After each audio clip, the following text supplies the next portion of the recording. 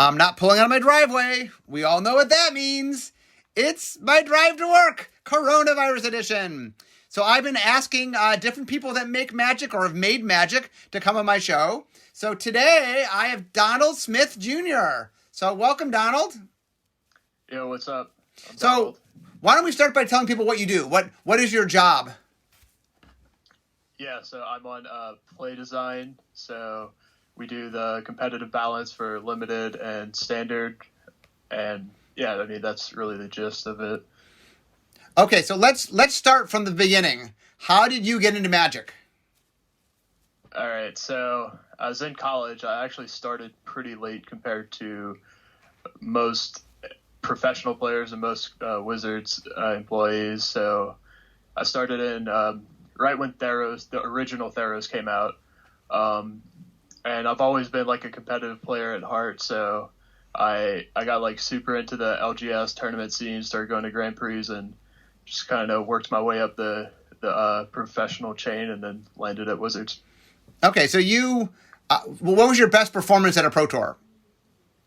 Yeah, I got top 4 at Pro Tour Aether Revolt. That was my best performance, and then other than that, I don't have any huge finishes, but I chained like a lot of like top 32s and whatnot, and I actually got a Worlds invite, so that's like those 2 are my 2 best accomplishments.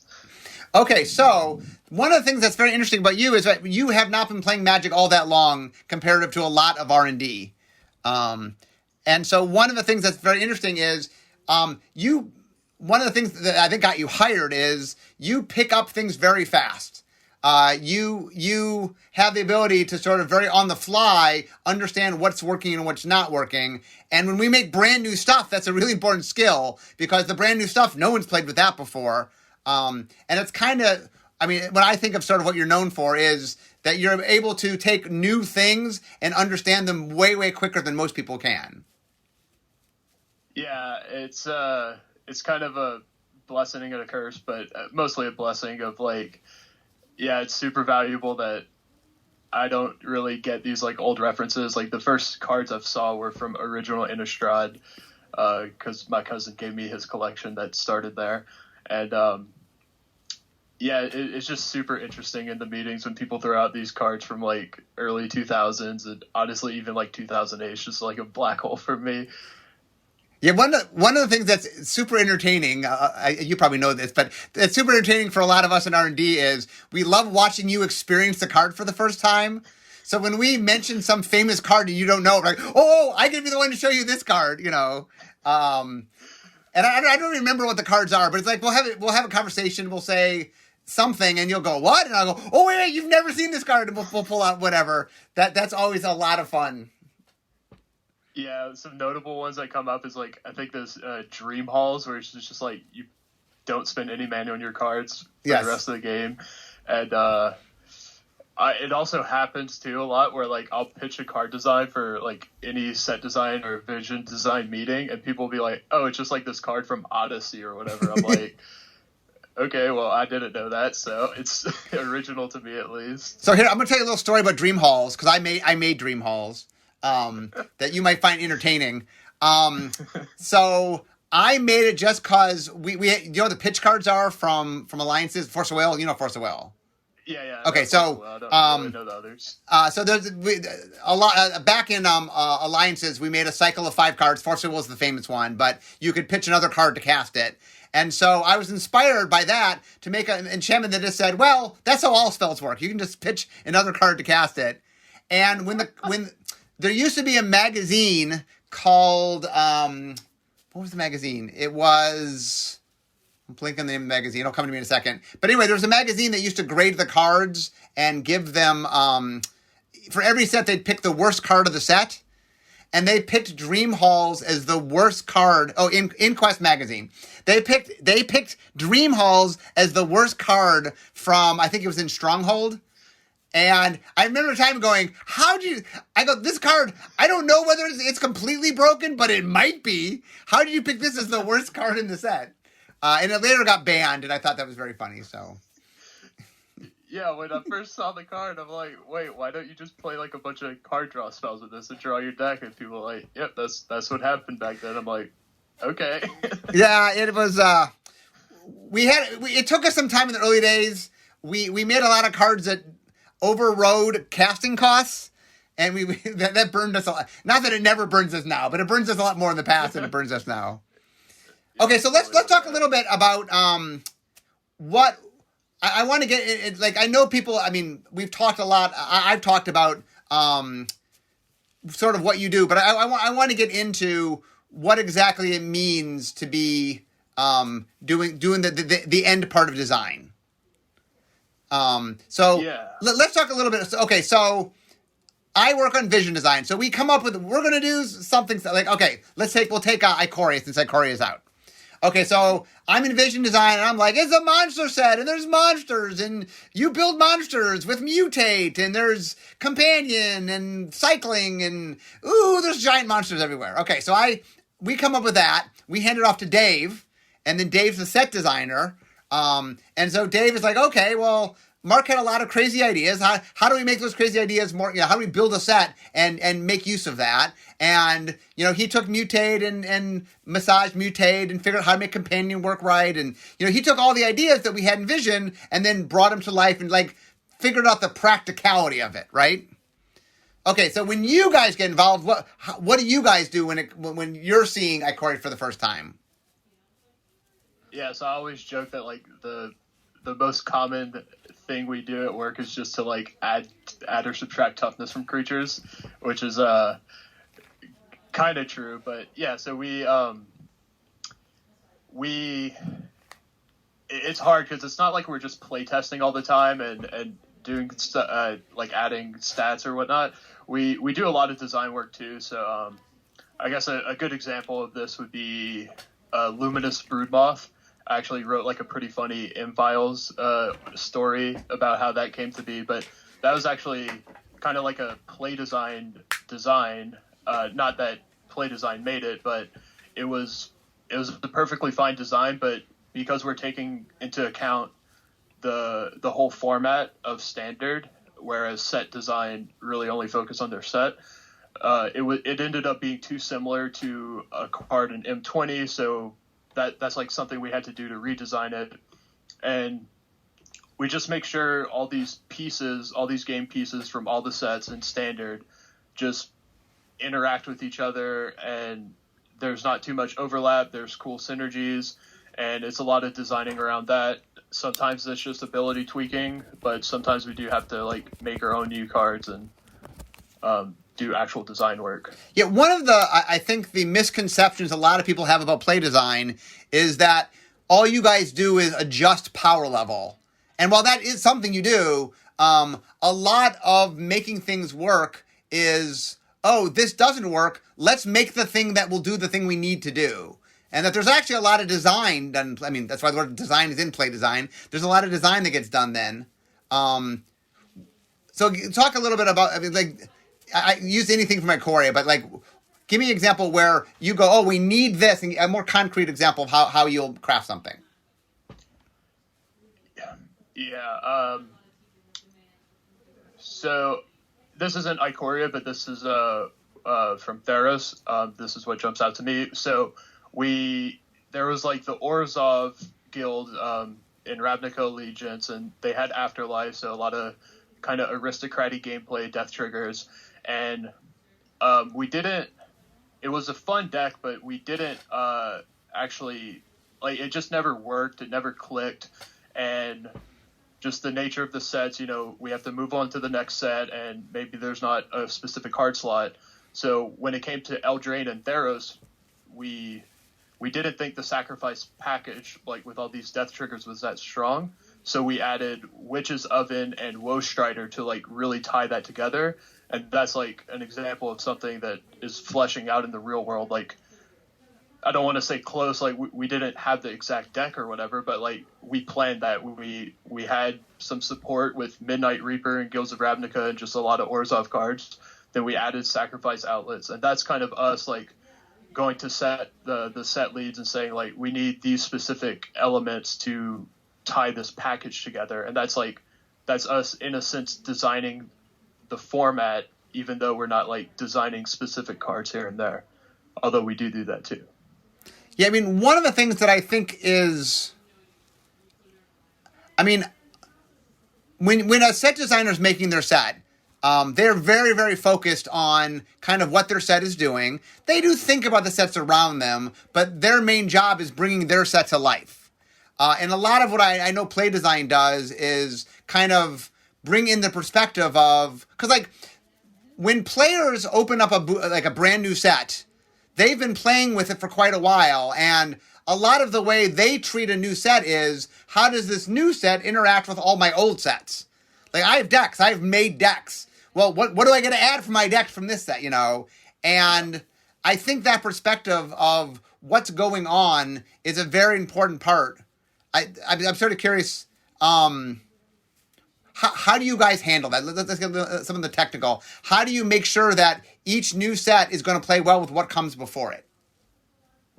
Yeah, it's honestly just a lot of negotiation, and it really is like what most of our job is. Again, we're not only play testing, we're crafting and designing an environment. So, I mean, there's so many situations that come up, whether it's like, oh, your card is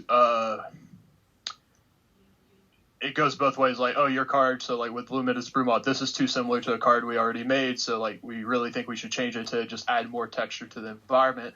Sometimes it's oh, maybe this is gonna be too similar to something in a future set, and that future set is like, it's a like a really key part to the set. So kind of, for example, Theros doesn't have too many like huge auras, and there's no like Voltron style gameplay, because that's kind of what Mutate was going to do in the set after it. So we didn't want to just like, oh, here, stack up one creature with a bunch of auras, and then the next set, okay, mutate a bunch of creatures onto each other, because that's just like similar gameplay. So that's why the constellation rewards are more about like going wide, drawing cards, making tokens, and like doing just more mid-rangey stuff.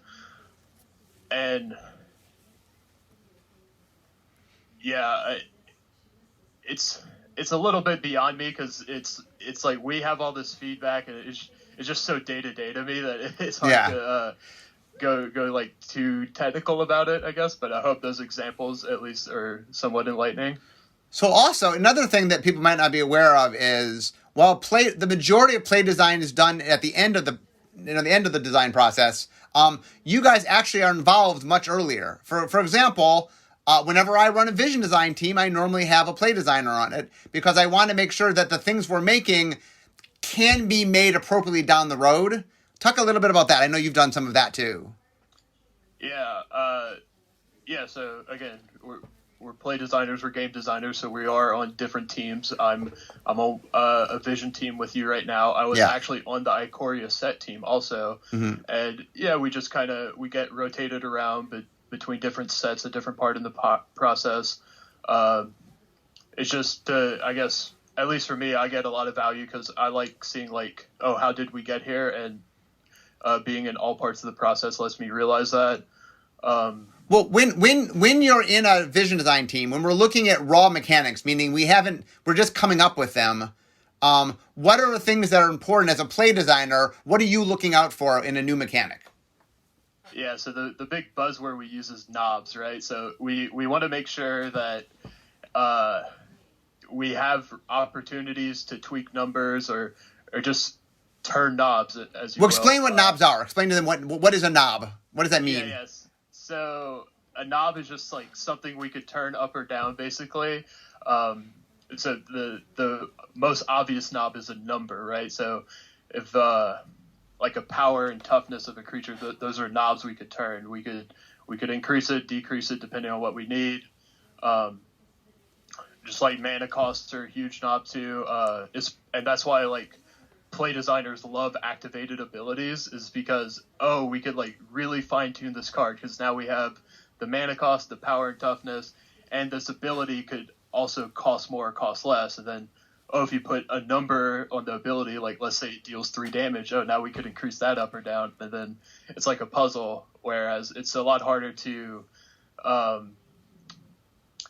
like some of the ultimatums, like the Sultai ultimatum, in Ikoria is like that card doesn't have many knobs because you're like searching for 3 monocolored cards and like casting 2 of them. And yeah, you could technically change the number 3, but then the design kind of breaks. And also the ultimatums have a specific casting cost, so you can't change that either.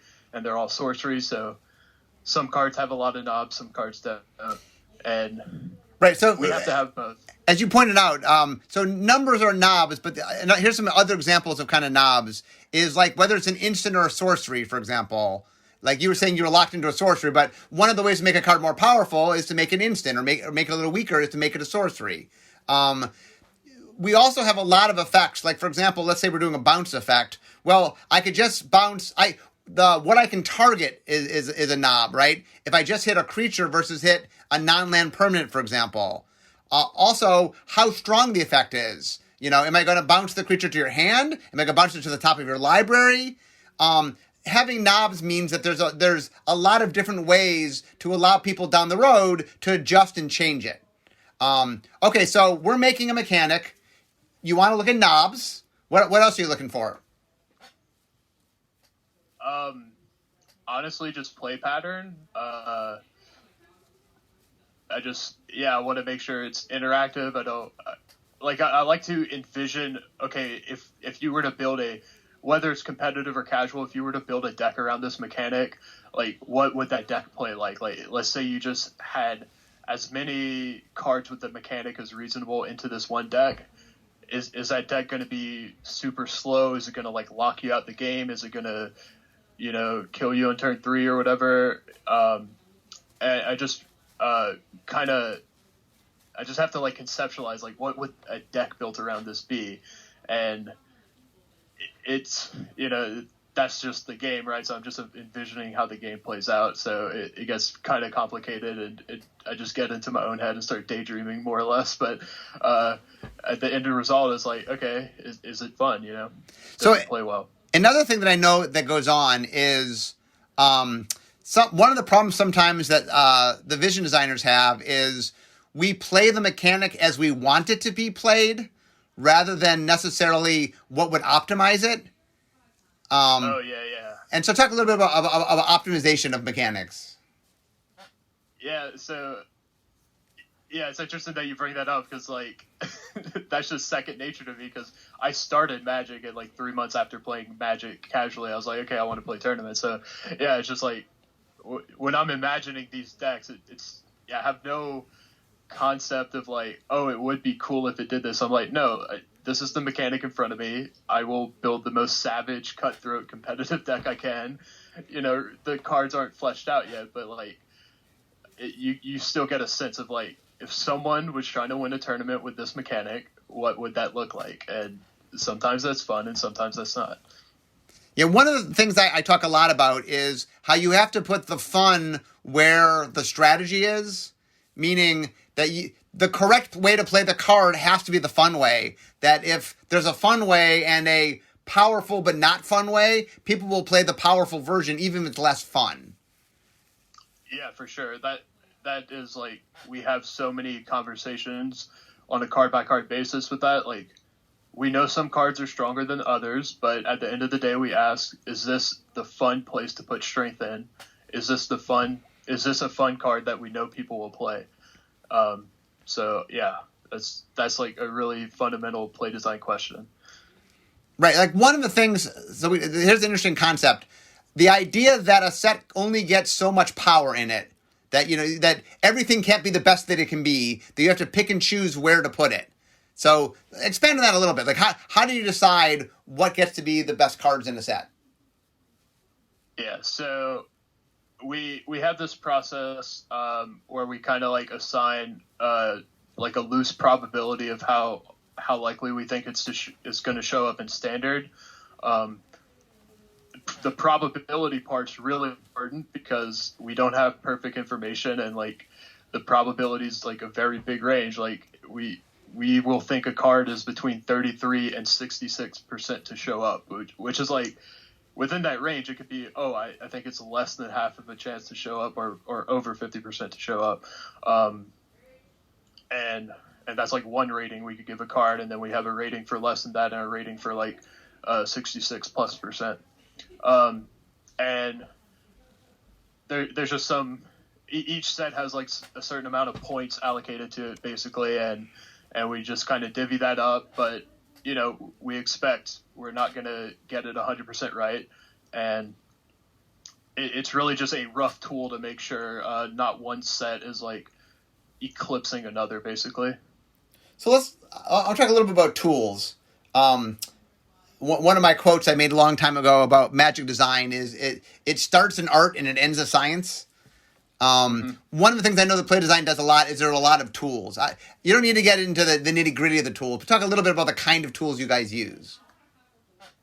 Yeah. So we have what I just described with the probability of it showing up in standard. That's called top 40. Then we have quick pointing and limited, which is we basically have like different letter grades, and like for example, A is equivalent to Windrake, which is 2/2 flyer for 3. Even though, just to clarify, just that it's an A, but that doesn't mean it's like a really good card. It's just the way the quick pointing works, which is kind of beyond me, but whatever.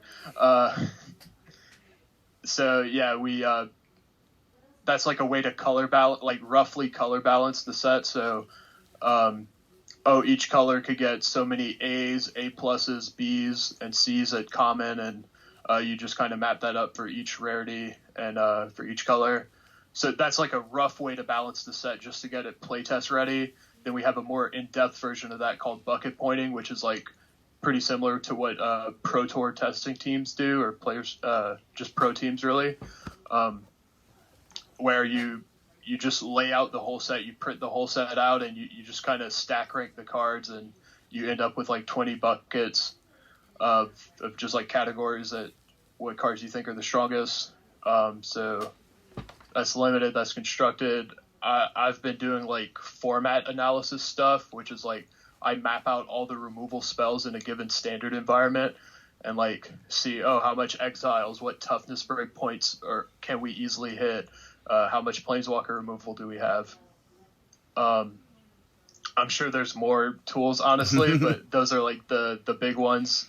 The limited, the top 40 and the quick pointing are like, that's like second nature to us, and the removal thing's more of a like tool that I use and that I've developed myself. Okay, so here's one of my favorite things. As far as I'm concerned, this is my favorite part of your job, is I'll make a card, and then I'll come over to you, and I go, okay, Donald, cost this card for me. Yeah, that's I remember that was kind of an infamous question on the Great Designer Search test, where, yeah, you just ask Play Design how much it costs, and we'll give you an answer, and, we might not be right, but it'll be good enough at least. Yeah, well, how do you approach that? Because a lot of times when I'm coming to you with weird stuff, because if it's not weird, I probably could figure it out. So if I'm coming to you, it's like, here's something we've never quite done before. How do you, how do you balance stuff that you've never approached before? How do you do that? Yeah, so I have kind of two processes. I try to liken it to a card that we have printed before. That's actually very hard for me because I just don't know that much about the history of Magic. I'm learning a lot about the history of Magic, but I just don't know of this like obscure uncommon from Mirrodin or whatever. I just have no insight into that. The other thing is I just like imagine, this is especially useful for like cards lower on the curve, like around 3 to 4 mana. It's like, okay, what happens if I'm on the play and I play this on curve, like on turn 3? Like, and then I try to think like, okay, if I'm playing against that, like, am I like sighing? Am I like punching the table? Am I happy? Are we going to like now have an interesting combat phase, or, just kind of the like groan meter, I guess you could call it, of just like, how fun is this card going to be if played on curve? And then I just like, again, visualize this game state, and is it just a full mana off? Does it just have to come one turn later? Maybe it does like a little too much damage and kills too many creatures, and just turn the knobs from there. Okay, so I'm going to ask you a serious question here. So you see me walking up to you, so you know I'm coming to ask you something. Are you kind of excited because I'm going to ask you something weird, or are you kind of a little intimidated? You're like, oh no, what is he going to ask now? Normally I'm excited because it's actually for me a pretty like fun break from my desk, basically. Because I mean, usually you come to me when I'm at my desk doing something, and I personally like having like short little 5-minute breaks and from my work, from like typing away in Excel. I also like look at your facial expression too to be like, okay, how weird is the card going to be? Because like if you're when you come to me and you're just like kind of nonchalant and I can't really read you, I know it's just going to be like here's like a limited card to like tie these things together. But like sometimes you're really exciting. I'm like, okay, this is going to be a spicy rare. Okay, so here's a question that gets asked a lot. How much of your job is playtesting? What percentage of your job do you think playtesting is? It's so hard for me to answer that because it varies week by week. So I don't know. I'd say